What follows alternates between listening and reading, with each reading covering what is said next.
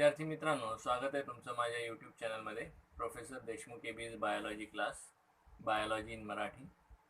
सर्व मुद्दे मराठीमध्ये समजावून सांगितले जाणार आहे.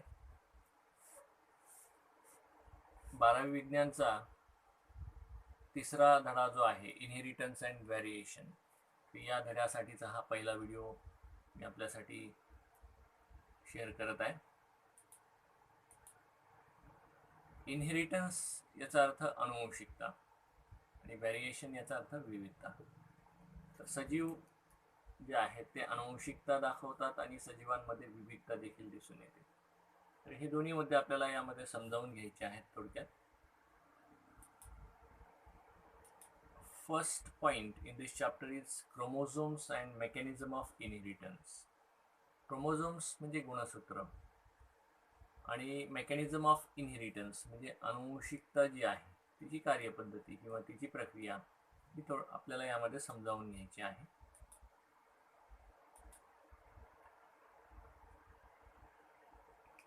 The transmission of genetic information from generation to generation is known as heredity or inheritance. अनुवंशिकता म्हणजे काय, त्याची ही व्याख्या आहे. ट्रान्समिशन ऑफ जेनेटिक इन्फॉर्मेशन म्हणजे जनुकीय माहितीचं संक्रमण पिढी दर पिढी from generation to generation is known as heredity or inheritance. त्यालाच अनुवंशिकता असं म्हटलं जातं.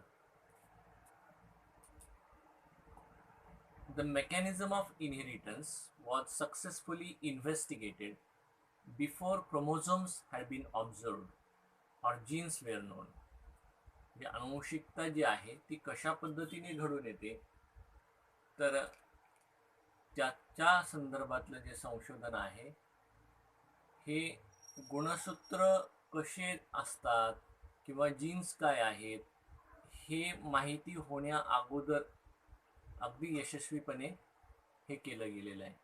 मग हे संशोधन कोणी केलं, तर Gregor John Mendel.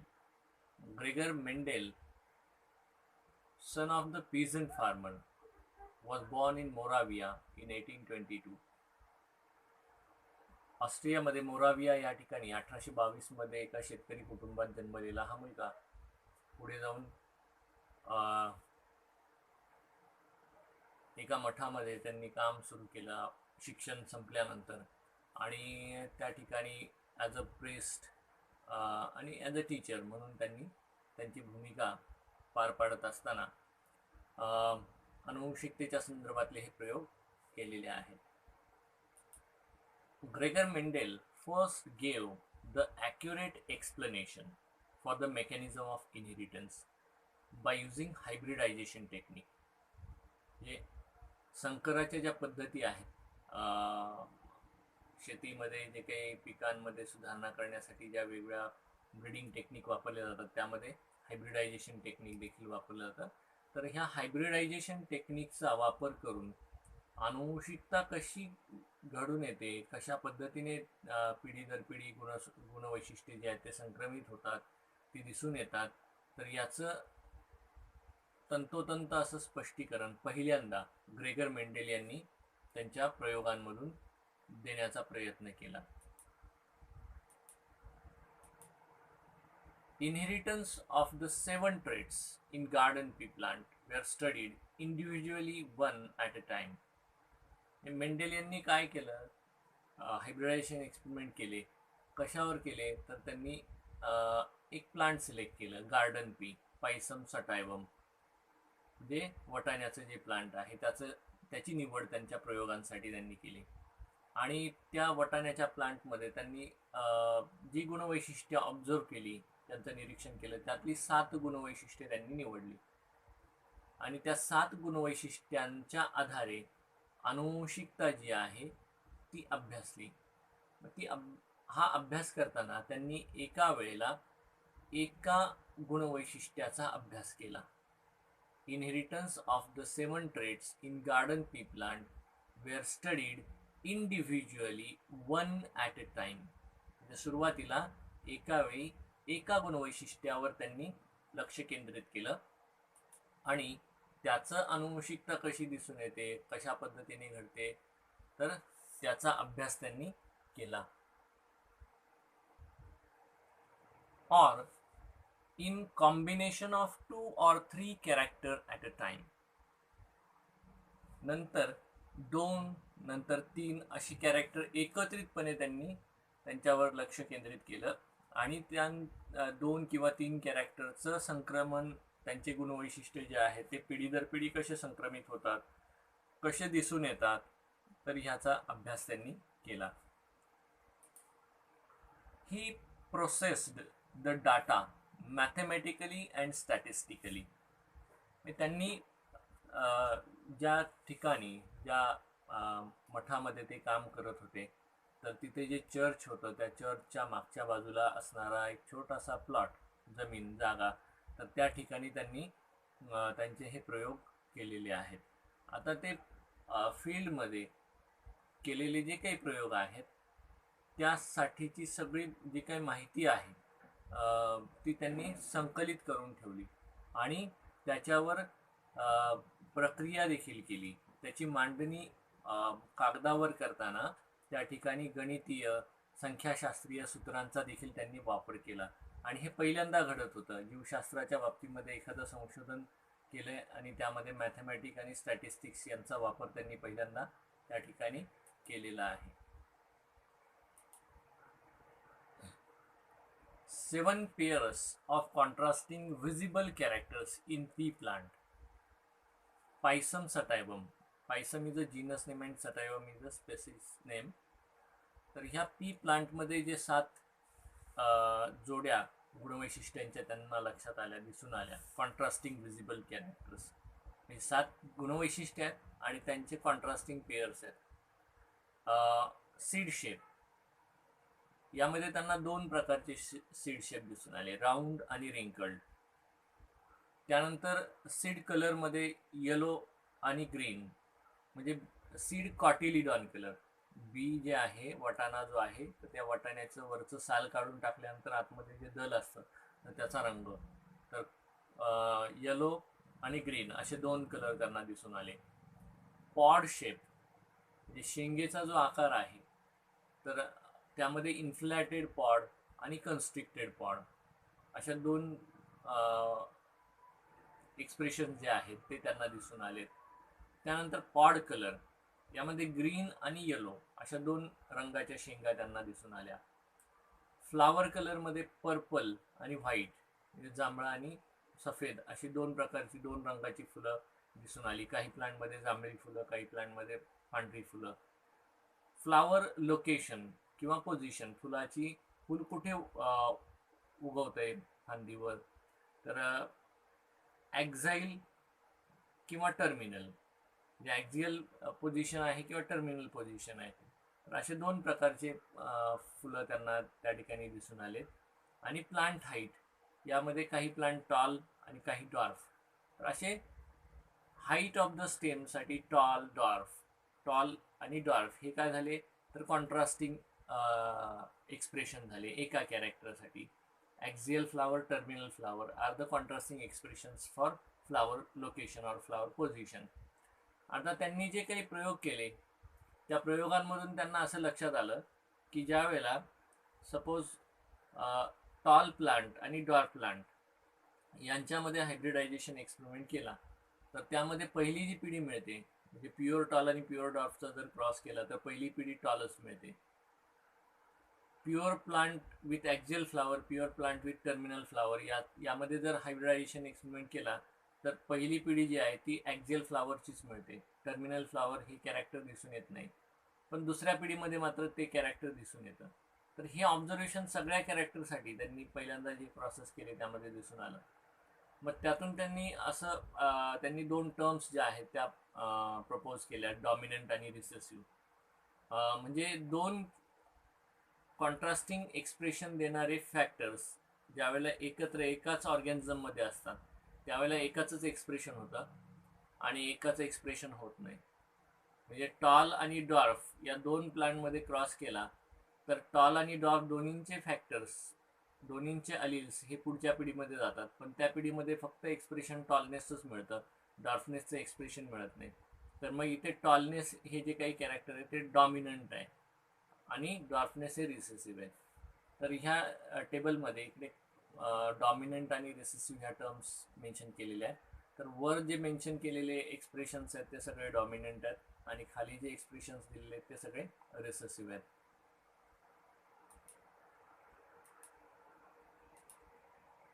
Mendel postulated the principles of heredity, which then became the fundamental laws of heredity as proposed by Correns in 1900. जे मेंडेल यांनी त्यांचे प्रयोग जे आहेत ते पूर्ण झाल्यानंतर ते पब्लिश देखील केले, परंतु त्या काळामध्ये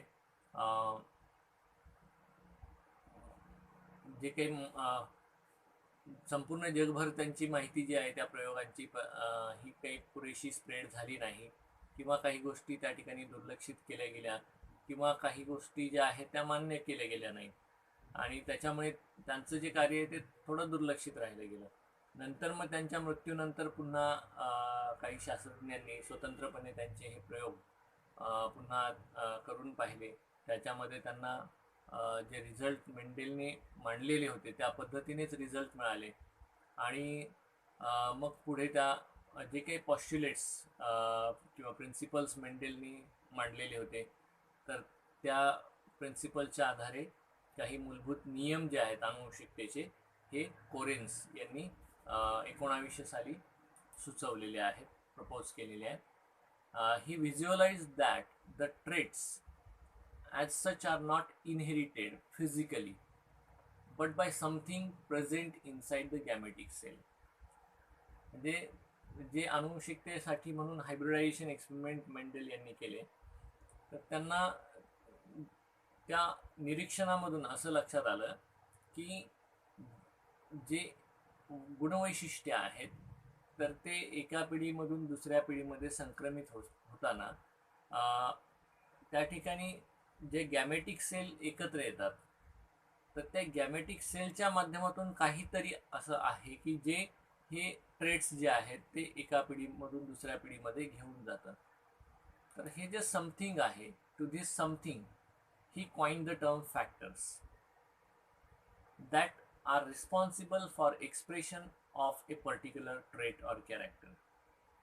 म्हणजे जे निरीक्षण त्यांनी केलं होतं की त्यामध्ये त्यांना लक्षात आलं की there is something which is responsible for inheritance or transmission of characters or traits from one generation to next generation. For that something he use the term factor, and today we know the factor as gene. आपण ह्या फॅक्टरला gene म्हणून ओळखतोय. He propose that factors are particulate in nature. त्यांनी असंही सुचवलं की हे फॅक्टर्स जे आहेत ते कणांच्या माध्यमात आहेत, पार्टिक्युलेट आहेत, कणांच्या स्वरूपामध्ये ते ह्या गॅमेटिक सेल्समध्ये आहेत की ज्या गॅमेटिक सेलसोबत ते पुढच्या पिढीमध्ये संक्रमित होतात. The Mendelian factors are now termed as genes. मेंडेलनी जो फॅक्टर हा शब्द वापरला होता,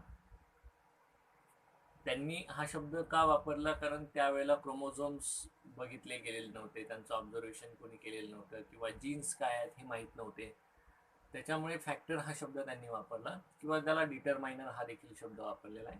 आणि नंतर मग पुढे जाऊन जॉन्सन यांनी जीन हा शब्द ह्या फॅक्टरसाठी पहिल्यांदा वापरलेला आहे. This factors occur in pairs in the parents and segregate from each other during gamete formation without blending or mixing.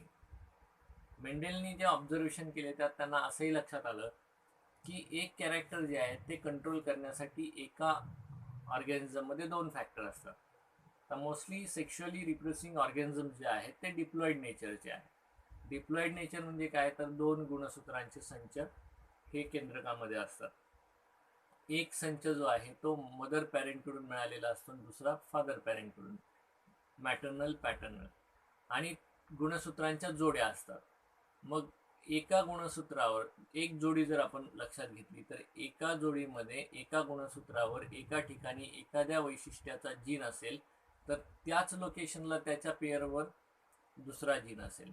मग ते दोन्ही जीन जे आहेत त्यांना अलील्स म्हटलेले एकमेकाचे, ते एकतर सारखे असतात किंवा वेगवेगळे असतात, पण एका कॅरेक्टरसाठी असतात. तर हे जे फॅक्टर्स आहेत हे पेयर्समध्ये आढळतात, हे देखील त्यांनी सांगितलेलं आहे. आणि ज्या वेळेला गॅमेट फॉर्मेशन होतं त्यावेळेला हे फॅक्टर्स वेगळे होतात आणि एकत्र असताना ते एकमेकांमध्ये मिक्स होत नाहीत. ब्लेंडिंग किंवा मिक्सिंग किंवा ते एकमेकावर कुठलाही प्रभाव न टाकता एकत्र राहतात आणि पुन्हा गॅमेट फॉर्मेशनच्या वेळेला सेग्रिगेट म्हणजे सेपरेट होतात, वेगळे होतात. Reasons for Mendel success. Mendel यांनी जे प्रयोग केले त्याच्यामध्ये त्यांना यश जे मिळालं ते कशामुळे मिळालं, तर first, his experiments were carefully planned and involved large sample. त्यांनी वटाण्याचं प्लांट हे जे निवडलं तेही त्यांची निवड खूप योग्य अशी निवड त्या ठिकाणी होती. त्याच्या मागची कारणं देखील त्यांनी जी ऑब्झर्वेशन्स केली त्यातून त्यांनी वटाण्याचंच प्लांट निवडलं, इतर कोणते प्लांट निवडले नाही किंवा इतर कुठला ॲनिमल त्या ठिकाणी सिलेक्ट केला नाही, तर वटाण्याचं प्लांट निवडलं. ही निवड सर्वात महत्त्वाची होती.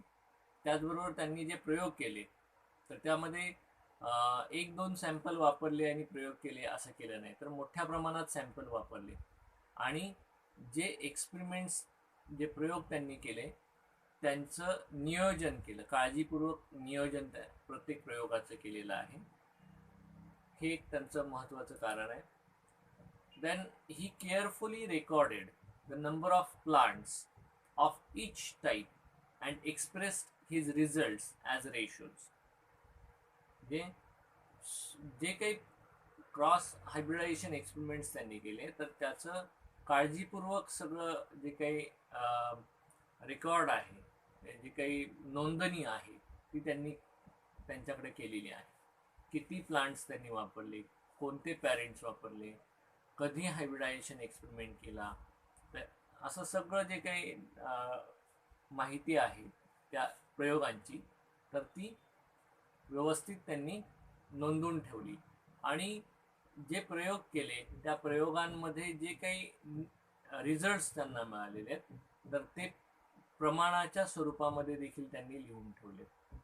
म्हणजे टॉल आणि डॉर्फ या 2 प्लांटचा क्रॉस केल्यानंतर म्हणजे हायब्रिडायझेशन एक्सपेरिमेंट केल्यानंतर पहिली पिढी काय मिळते, त्यामध्ये काय एक्सप्रेशन मिळतं, आणि नंतर परत पुढची पिढी मिळवल्यानंतर त्या पुढच्या पिढीमध्ये टॉल आणि डॉर्फ हे दोन्ही प्लांट मिळतात का, टॉल आणि डॉर्फ यांचं प्रमाण किती मिळतं, असं त्यांनी सगळं जे काही रेकॉर्ड आहे ते मेंटेन केलेलं आहे.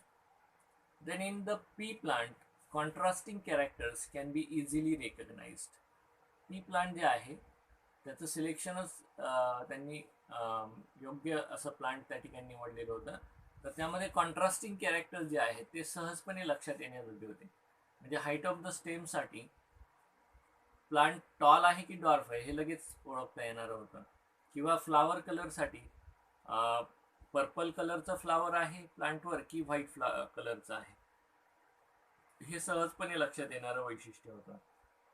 किंवा सीड शेप, यामध्ये राऊंड सीड शेप आहे की रिंकल्ड आहे हे चटकन लक्षात येणारं वैशिष्ट्य होतं. तर या पद्धतीने जे कॅरेक्टर्स निवडले तर त्यांचे ते सहजपणे लक्षात येणारे होते. The 7 different characters in pea plant were controlled by a single factor each. जे 7 कॅरेक्टर्स त्यांनी निवडलेले होते तर ते प्रत्येक कॅरेक्टर जे आहे तर ते कंट्रोल करणारा फॅक्टर जो आहे तो एक होता, प्रत्येक कॅरेक्टरसाठीचा एक होता. हे एक वैशिष्ट्य त्यांच्या सक्सेसच्या मागचं आहे किंवा कारण आहे. The factors are located on separate chromosomes and this factors are transmitted from generation to generation. जे फॅक्टर्स आहेत ते स्वतंत्र क्रोमोझोमवर असतात आणि एका पिढीकडून दुसऱ्या पिढीकडे ते स्वतंत्रपणे त्या ठिकाणी ट्रान्समिट होत जातात, संक्रमित होत जातात. Then he introduced the concepts of dominance and recessiveness. त्यांनी डॉमिनन्स आणि रिसेसिव्हनेस ह्या संकल्पना देखील ह्या प्रयोगांमधून पुढे त्यांनी मांडलेल्या आहेत. म्हणजे प्युअर टॉल आणि प्युअर डॉर्फ यांचा क्रॉस केल्यानंतर F1 जनरेशनमध्ये सगळे प्लांट टॉलच मिळतात, डॉर्फनेस त्यामध्ये दिसत नाही. पण डॉर्फनेस हे जे काही एक्सप्रेशन आहे ते F2 जनरेशनमध्ये मिळतं. म्हणजे डॉर्फनेस हे यासाठीचा फॅक्टर F1 जनरेशनमध्ये आहे, पण तो तिथे एक्सप्रेस झाला नाही.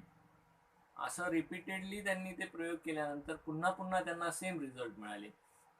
तसं इतर कॅरेक्टरसाठी देखील त्यांनी प्रयोग केल्यानंतर त्यांना असं लक्षात आलं की जे कॉन्ट्रास्टिंग एक्सप्रेशन्स आहेत प्रत्येक कॅरेक्टरचे, त्यात जर होमोझायगस पॅरेंटमध्ये क्रॉस केला एका कॅरेक्टरसाठी, तर त्यामध्ये F1 जनरेशनमध्ये 2 पैकी एकाचंच एक्सप्रेशन मिळतं आणि F2 जनरेशनमध्ये दोन्ही एक्सप्रेस होतात.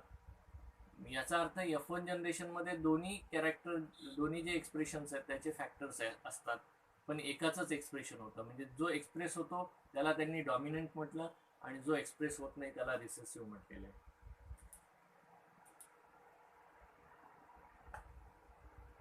ठीक आहे, तर या व्हिडिओमध्ये आपण या ठिकाणी थांबूया. पुढची माहिती आपण पुढच्या व्हिडिओत बघूया.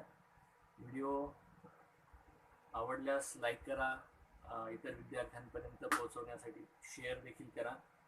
चॅनलला सबस्क्राईब करा आणि बेल बटन दाबा, जेणेकरून तुम्हाला नवीन व्हिडिओचे नोटिफिकेशन जे आहेत ते मिळत जातील.